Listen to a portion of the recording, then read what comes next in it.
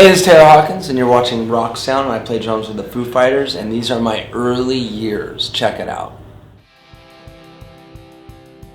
My first band practice ever was, I think I was 10 years old. I think it was in my room. We met this girl that could play guitar. We called her Peppermint Patty because she had freckles and red hair.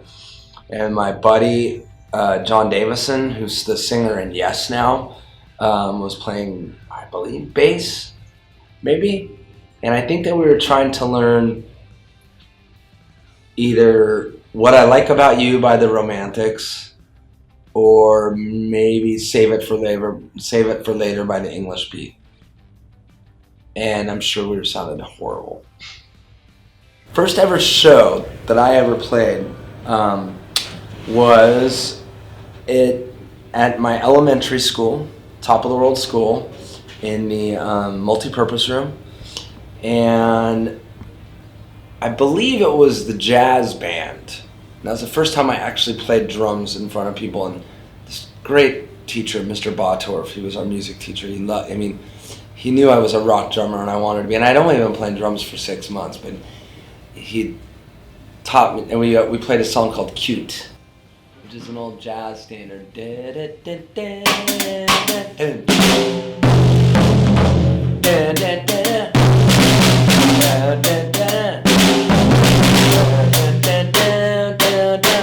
Drum solo. And I just knew that's what I wanted to do forever. Play Cute.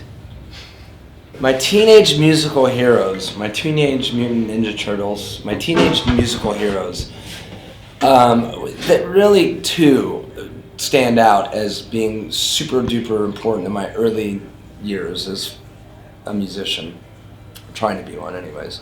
And that would be Roger Taylor from Queen, who was just so cool, so awesome, and always looked cool and always had a cool drum set and sang. He was the guy. He was the guy, and that was the first rock band besides like the Beatles, listening to the Beatles and whatever, like with my parents when I was younger. It's the first like rock band that I like bought their records and read the back of them and all that. And so I decided I wanted to be Roger Taylor.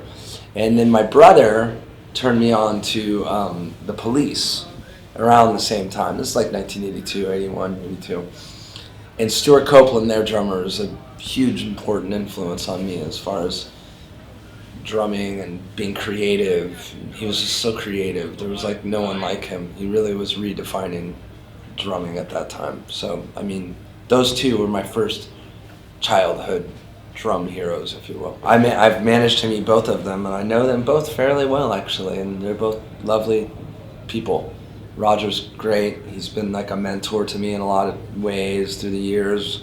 If I've ever had any questions about like, well, should I do this or should I do that? What do you think, Roger? What would you do?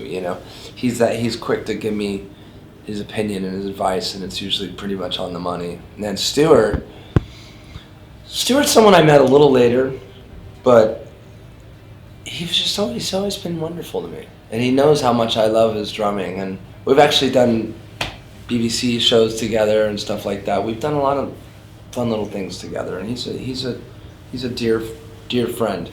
As well as another one of my mentors. So I was lucky in that those two guys who were so important to me as a forming musician, drummer, have been so gracious to me with their time. My earlier band names, oh God. Page One was one of them. Heavy Industry, I don't know why. Slogan, but like a slogan, but it's a slogan,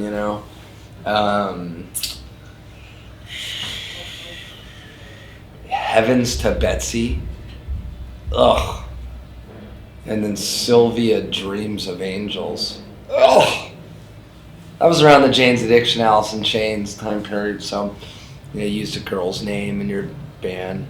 Yeah. Didn't work out.